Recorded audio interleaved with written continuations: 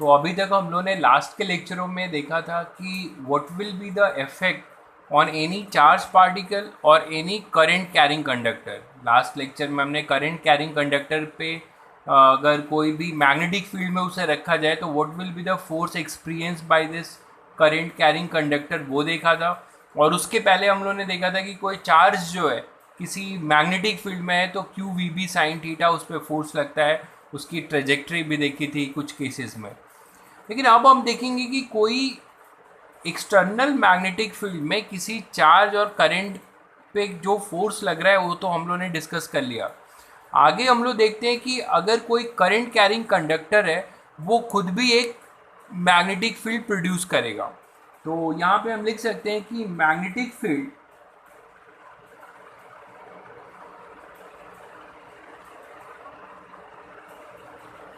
Due to any current carrying conductor, magnetic field due to any current carrying conductor.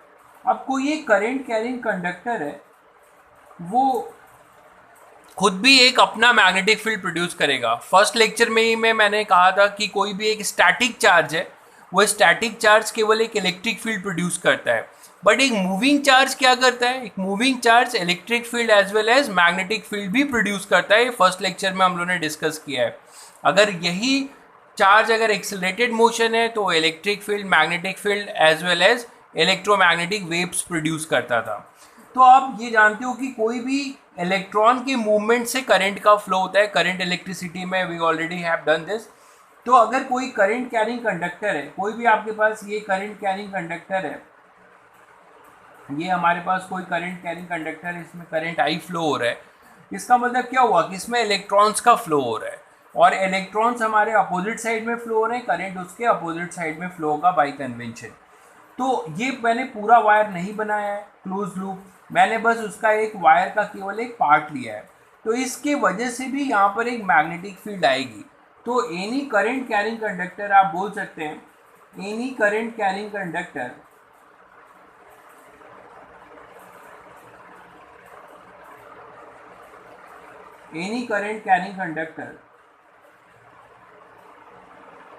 produces its own magnetic field,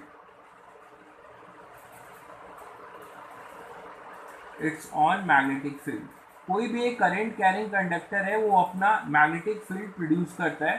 अब हम इस section में उसकी अपनी magnetic field का देखेंगे कि वो किस टाइप की मैग्नेटिक फील्ड प्रोड्यूस करेगा और उसकी वैल्यू क्या होगी, ऑल दिस थिंग।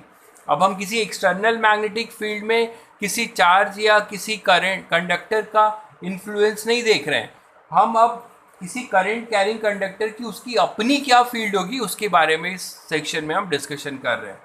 तो मान लेते हैं कि कोई भी आपको इसमें पहला केस ले रहा हूं मैं, magnetic field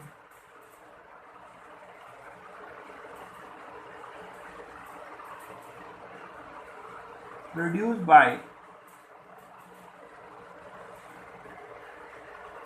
by a finite wire,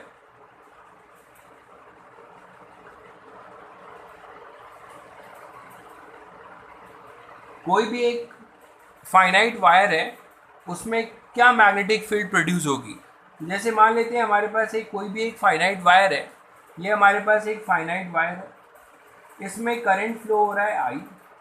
मैंने फिर कहा कि बार बार आपको एक ओपन सर्किट नजर आएगी, ये सर्किट का केवल एक पार्ट दिखाया जा रहा है।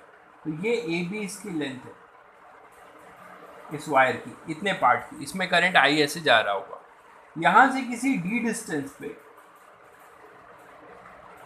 यहाँ पे कोई पॉइंट है पी, तो इस पी पॉइंट पे हमें इस करंट कैरिंग कंडक्टर के वजह से यहाँ पे एक मैग्नेटिक फील्ड आएगी, वो हमें निकालना है।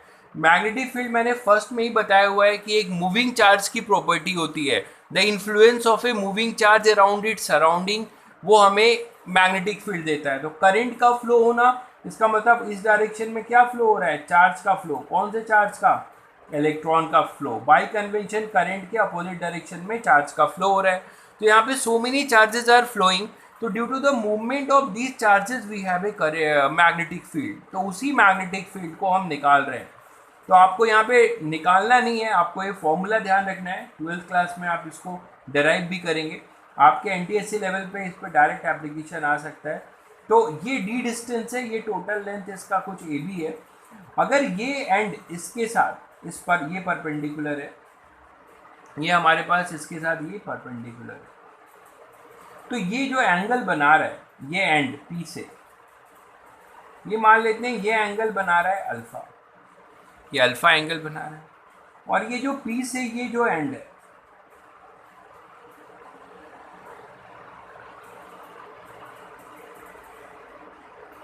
पी से जो ये एंड है ये एंगल बना रहा है beta.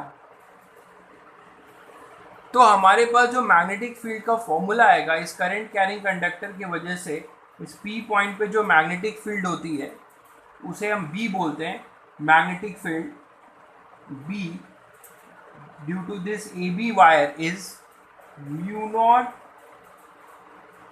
I upon 4 pi D sine alpha plus sine beta.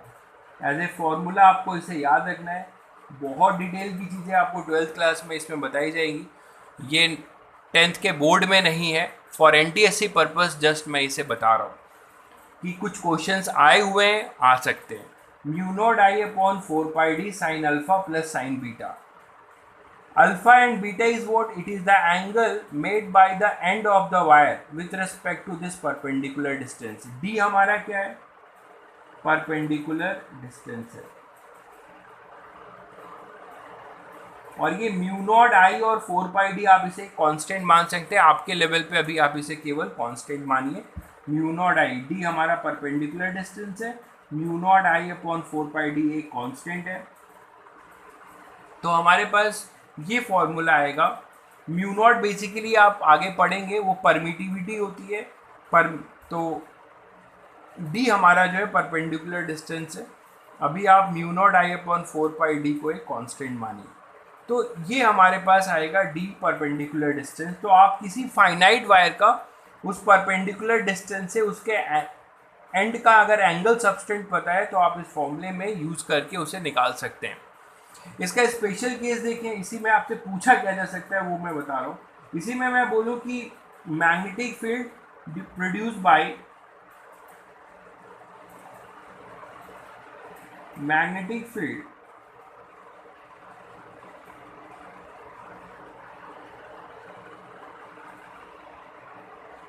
Produce by infinite wire, किसी इनफाइनाइट वायर का मैग्नेटिक फील्ड क्या हो सकता है? तो मैग्नेटिक फील्ड किसी इनफाइनाइट वायर, ये जो वायर था फाइनाइट ए बी, इसको आप एक्सटेंड करते जाओ, इसे इस तरफ बढ़ाते जाओ, इस तरफ भी बढ़ाते जाओ, इधर इन्फिनिटी को और इधर इन्फिनिटी को। तो अब आप देखो ये जो आपने जनरल फॉर्मूला निकाला है इसमें आप एंगल जज करिए। अभी ये एंगल अल्फा था, अब आपने इसके एंड को इस तरफ बढ़ाते गए तो ये रोटेट होता गया, ऐसे ऐसे ऐसे। ये एंगल आपका पहले तो ये बी था, तो बी से इसका एंगल अल्फा था, लेकिन अब धीरे धीरे आप इसे रोटेट कर रहे हो क्योंकि ये इनफाइनाइट जा रहा है, तो आपने इसको रोटेट किया, तो ये कितना एंगल बन जाएगा? 90 डिग्री। तो पर इनफाइनाइट के लिए आप बोल सकते हैं कि ये जो हमारा अल्फा है अब वो 90 डिग्री बन जाएगा। ठीक इसी तरीके से ये बीटा था, अभी फाइनाइट था तो ये बीटा था, अब धीरे धीरे ये बढ़ रहा है तो इसका एंगल भी बढ़ेगा, यहाँ आया यहाँ आया। अब अगर आप इसको बढ़ाते जाइए तो ये बढ़ाते जाएंगे तो ये भी क्या हो जाएगा? बीटा भी हमारा क्या हो जाएगा? 90 डिग्री। बीटा भी हमारा यहाँ पर क्या आएगा? 90 डिग्री। तो फॉर इनफाइनाइट वायर, अब इनफाइनाइट का फिजिकल मीनिंग क्या है कि अगर ये वायर की लेंथ 5 मीटर है तो ये जो डिस्टेंस डी है इस 5 मीटर के रिस्पेक्ट में बहुत छोटी है। मान लीजिए आपका 5 मीटर का करंट कैरिंग वायर है और आपको इसको कितने डिस्टेंस पे निकालना है? किसी 2 mm पे निकालना है। तो 2 mm जो है 5 मीटर के रिस्पेक्ट में बहुत छोटा है, तो इस वायर को हम इनफाइनाइट बोल सकते हैं। ये मतलब होता है इनफाइनाइट का। इनफाइनाइट का ये मतलब नहीं कि इसका कोई एंड ही नहीं है, ऐसा नहीं है। तो हमारे पास अब मैग्नेटिक फील्ड क्या आ जाएगी इसके लिए? इसके लिए हम मैग्नेटिक फील्ड बी क्या लिख सकते हैं? अल्फा यहाँ पे अगर 90 है और बीटा भी 90 है तो हम इस फॉर्मूले में यूज़ करें तो हमें फॉर्मूला ये डायरेक्ट एनटीएससी में पूछा भी गया है, mu naught I upon 4πd sine 90 plus sine 90, ये वैल्यू पुट करिए तो आपको मिलेगा ये 1 और 1 2 और 2 से 4 कैंसिल। तो इनफाइनाइट के लिए आपको फॉर्मूला ये याद रखना है, mu naught I upon 2πd। तो इनफाइनाइट वायर के लिए ये फॉर्मूला है mu naught I upon 2πd, ये डायरेक्टली पूछा जा सकता है। तो mu naught I upon 2πd, this is the formula for infinite. अब आपसे इसमें और क्या पूछा जा सकता है, मान लीजिए यही वायर अगर आपका सेमी इनफाइनाइट हो। सेमी इनफाइनाइट का क्या मतलब है, मैग्नेटिक फील्ड, नेक्स्ट केस है magnetic field due to semi infinite wire. किसी सेमी इनफाइनाइट वायर के बारे में अगर पूछा जा रहा है, इसका ये मतलब है कि ये वायर है ए बी, अब यहाँ पे ये डिस्टेंस है डी, यहाँ पे कोई पॉइंट है पी और ये एक्सटेंड करता जा रहा है, ये इनफाइनाइट है, इसको हम सेमी इनफाइनाइट बोल सकते हैं। अब इसमें जरा एंगल जज करिए, ये एंड इनफाइनाइट है तो इसका एंगल क्या बनेगा, यहाँ पर अल्फा और बीटा यहाँ पे ढूंढिए। अल्फा क्या होगा, अल्फा जो है ये एंड था, अब ये ऐसे इनफाइनाइट होता जा रहा है तो ये 90 बनेगा। और बीटा क्या होगा, बीटा तो यहाँ से एंगल था तो ये बीटा हो जाएगा 0। बीटा तो कुछ है ही नहीं, ये सेम यहाँ से वायर हमारा एंड हो रहा है तो हमारे पास बीटा होगा यहाँ पर 0, ये अल्फा हो जाएगा 90 और बीटा यहाँ पर आएगा 0। इसके लिए अल्फा हमारा 90 होगा और बीटा क्या होगा 0। तो आप इसको बोल सकते हैं कि इस केस में फॉर्मूला पुट करिए तो आपके पास मैग्नेटिक फील्ड बी क्या मिलेगा, mu naught I upon 4πd sine 90 plus sine 0। तो ये आपका 0 हो गया, ये हो गया 1। तो आपके पास बी क्या मिला ऐसे केसेस में, उसका फॉर्मूला मिला mu naught I upon 4πd। तो ये डायरेक्टली पूछे गए हैं, पूछे जा सकते हैं, इसलिए मैंने बता दिया ये। तो ये आपके पास mu naught I upon 4πd। तो वायर के रिस्पेक्ट में यही है, वायर के रिस्पेक्ट में आप इस तरीके से इतना सफिशिएंट है, आप इन चीज़ों को बता सकते हैं, सेमी इनफाइनाइट, इनफाइनाइट और जनरल मैंने बताया आपको। दूसरा है कि मैग्नेटिक फील्ड ड्यू टू, एक केस और देखते हैं, magnetic field due to a current carrying arc at its center। किसी सेंटर पे किसी करंट कैरिंग आर्क की वजह से क्या मैग्नेटिक फील्ड हो सकती है। जैसे कि मान लीजिए आपके पास कोई भी एक करंट कैरिंग आर्क है ये, अब इस करंट कैरिंग आर्क में कोई करंट फ्लो हो रहा है आई, इसका मैंने ये पूरा होगा, इसका कोई एक पार्ट लिया है आर्क, केवल इतने की वजह से इसके सेंटर पे, ये सेंटर है सी, यहाँ पर क्या मैग्नेटिक फील्ड हो सकती है, इसका रेडियस आर। इसमें भी मैं आपको डायरेक्ट फॉर्मूला बताऊंगा, बायट-सेविट्स लॉ से आगे 12th में आप करेंगे, ये निकाला जाएगा। ये थीटा है, एंड थीटा क्या है, theta is the angle subtend by the arc. Theta हमारे पास क्या है, angle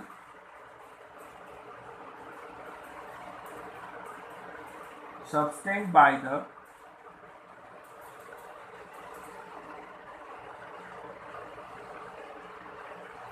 at its center, angle subtend by the arc at it centre. इस आर्क ने जो थीटा एंगल बनाया होगा वो है थीटा। तो इसका फॉर्मूला होता है मैग्नेटिक फील्ड का B equal to mu naught I upon 4πr, R radius है, इंटू थीटा। लेकिन यहाँ पर थीटा डिग्री में नहीं रखा जाएगा, रेडियन में रखा जाएगा। थीटा यहाँ पर आपको रेडियन में रखना होगा। रेडियन और डिग्री में कन्वर्जन सबको पता ही होगा कि थीटा अपॉन पाई अपॉन 180 जैसे मान लीजिए एक एग्जांपल से मैं आपको सिखाता हूँ, थीटा 30 डिग्री है, तो आप यहाँ 30 डिग्री नहीं रखोगे, इसको रेडियन में कन्वर्ट करोगे। कैसे कन्वर्ट करते हैं रेडियन में? उसके लिए आप क्या करते हो, पाई अपॉन 180 इंटू थीटा, इससे आपको रेडियन वैल्यू मिलेगी। तो थीटा की ये वैल्यू आप यहाँ पुट करोगे तो पाई अपॉन 180 इंटू 30 डिग्री क्या मिल जाएगा, पाई/6। तो ये रेडियन में आ जाएगा। 30 डिग्री जो डिग्री में है दैट इज इक्विवेलेंट टू पाई/6 इन रेडियन। तो ये हमारा फॉर्मूला है। आपको किसी आर्क की वजह से मैग्नेटिक फील्ड कहाँ पर, इसके सेंटर पे। तो मैग्नेटिक फील्ड का फॉर्मूला आपने आर्क के लिए निकाला। अब मान लीजिए हमारे पास इसके वजह से भी कुछ स्पेशल केसेस देख सकते हैं हम लोग। स्पेशल केसेस क्या है कि मान लीजिए हमें आर्क के बारे में पता है, तो क्या हम कंप्लीट सर्कल का निकाल सकते हैं। जैसे कि इसी में केस देखें, magnetic field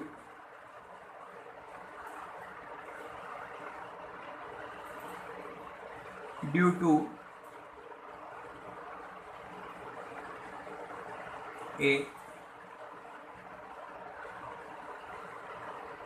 circular loop at its centre. तो यहाँ पे कोई भी आपके पास एक सर्कुलर लूप है, इसमें कोई करंट फ्लो हो रहा है आई, और इसके सेंटर पे आपको मैग्नेटिक फील्ड निकालना है, रेडियस इसका आर है। तो आप उस फॉर्मूले को यूज़ कर सकते हैं। अगर ये कंप्लीट सर्कल है तो थीटा जो एंगल सबस्टेंट है वो कितना हो जाएगा, 2 पाई। इसको आप इस फॉर्मूले में रख सकते हैं, जनरल फॉर्मूले में आर्क वाले के, μ0 upon 4 pi are into theta, ये जनरल है। थीटा की वैल्यू जब आप यहाँ पर इसे रखोगे तो आपके पास बी क्या मिल जाएगा, μ0 अपॉन 4 पाई आर इंटू 2 पाई। हम 360 डिग्री नहीं रखेंगे, रेडियन में वैल्यू रखेंगे 2 पाई। तो आपको क्या मिल जाएगा, μ0 अपॉन 2r। तो ये भी कई बार डायरेक्टली पूछा गया है। तो magnetic field at the centre of a circle current carrying loop, ये μ0 I भी होता था। तो μ0 I upon 2r that is the magnetic field at the centre, μ0 I upon 2r, ये हो जाएगा। इसी में अगर सेमी सर्कुलर पूछ लिया जाए, सेमी सर्कुलर लूप, तो ये भी बता सकते हैं। सेमी सर्कुलर लूप हो मतलब कुछ इस तरीके से हो, केवल सेमी सर्कल हो और ये करंट आई फ्लो हो रहा है, यहाँ पे सेंटर सी है, रेडियस आर। इसमें क्या बताएंगे, जो एंगल सबस्टेंट है यहाँ पर थीटा कितना है, पाई, 180 डिग्री मतलब पाई।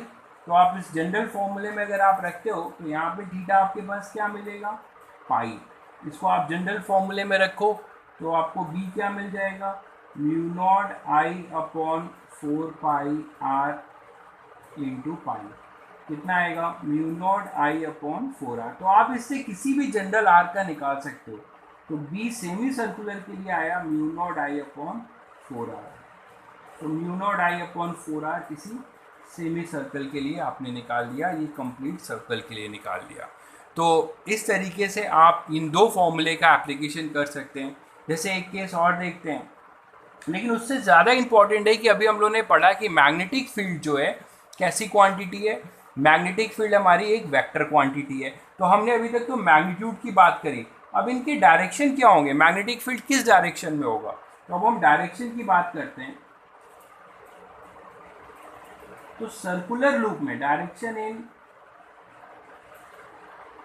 सर्कुलर लूप, मैग्नेटिक फील्ड का डायरेक्शन किसी सर्कुलर लूप में कैसे निकालना है, बहुत आसान है। देखिए अगर आपके पास ये सर्कुलर लूप होगा तो इसमें करंट इधर क्लॉकवाइज मूव करेगी या एंटी क्लॉकवाइज, दो ही रास्ते हैं। तो पहले तो आप इस लूप का प्लेन जज कर लो। मान लो ये हमारा XY प्लेन में है, ये हमारा XY प्लेन में, और करंट हमारा ऐसे क्लॉकवाइज जा रहा है, इसमें क्लॉकवाइज जा रहा है। तो राइट हैंड थंब रूल से हम करंट की डायरेक्शन, मैग्नेटिक फील्ड की डायरेक्शन निकालते हैं। हम फिंगर को क्या करेंगे, करंट की डायरेक्शन में कर्ल कर देंगे, फिंगर को करंट की डायरेक्शन में कर्ल कर देंगे, ऐसे कर दिया। और जो थंब की डायरेक्शन है वो कैसी जा रही है, इस पेपर के प्लेन के इनवर्ड। इसका मतलब हमारा जो मैग्नेटिक फील्ड होगा वो जेड एक्सिस में होगा, और किस जेड एक्सिस में होगा, नेगेटिव जेड एक्सिस में। तो आपका ये करंट कैरिंग कंडक्टर है, क्लॉकवाइज है तो क्लॉकवाइज है। तो आपको बस इतना ध्यान रखना है कि अगर इस लूप में करंट क्लॉकवाइज है तो मैग्नेटिक फील्ड जो होगा वो इस लूप के प्लेन के परपेंडिकुलर होगा और इनवर्ड होगा। या आप राइट हैंड थंब रूल से ऐसे निकाल सकते हैं, फिंगर को करंट की डायरेक्शन में कर्ल कर दीजिए, थंब की डायरेक्शन आपको क्या दे देगी, मैग्नेटिक फील्ड की। तो आप इसमें लिख सकते हैं कि curl the finger in the direction of current flow. The thumb will give the direction of magnetic field. Will give the direction of magnetic field. तो थंब की डायरेक्शन हमें मैग्नेटिक फील्ड की डायरेक्शन दे देगी। और या तो आप ये ध्यान रखिए, या आपके पास एक रूल है कि अगर क्लॉकवाइज होगा, for clockwise for current clockwise, तो क्या लिख सकते हैं इसके लिए, बी क्या होगा, बी जो होगा परपेंडिकुलर तो होगा ही टू प्लेन एंड इनवर्ड। और अगर एंटी क्लॉकवाइज है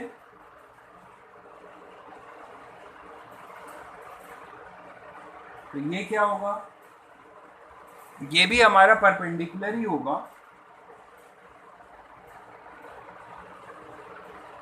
लेकिन ये आउटवर्ड होगा। तो जैसे यहाँ पर हमने लूप में देखा कि हमारा ये प्लेन है, एक्स वाई प्लेन है, और करंट हमारा कैसा है, क्लॉकवाइज। तो हमारी मैग्नेटिक फील्ड की डायरेक्शन किधर होगी, इसके परपेंडिकुलर। और परपेंडिकुलर होगी तो दो ऑप्शन है, आइदर आउटवर्ड हो सकती है या फिर इनवर्ड। तो आप इसको राइट हैंड थंब रूल से देखिए, थंब किधर जा रहा है, इनवर्ड, तो मैग्नेटिक फील्ड क्या होगी, इनवर्ड। तो बी जो होगा वो किधर होगा, जेड एक्सिस के अलावा, वो भी negative Z axis, negative Z axis के लॉन्ग होगा बी हमारा। अगर ये क्लॉकवाइज है, लूप में करंट क्लॉकवाइज है तो वो, और एक्स वाई प्लेन में लूप रखा है तो वो परपेंडिकुलर होगा और नेगेटिव जेड एक्सिस के लॉन्ग होगा।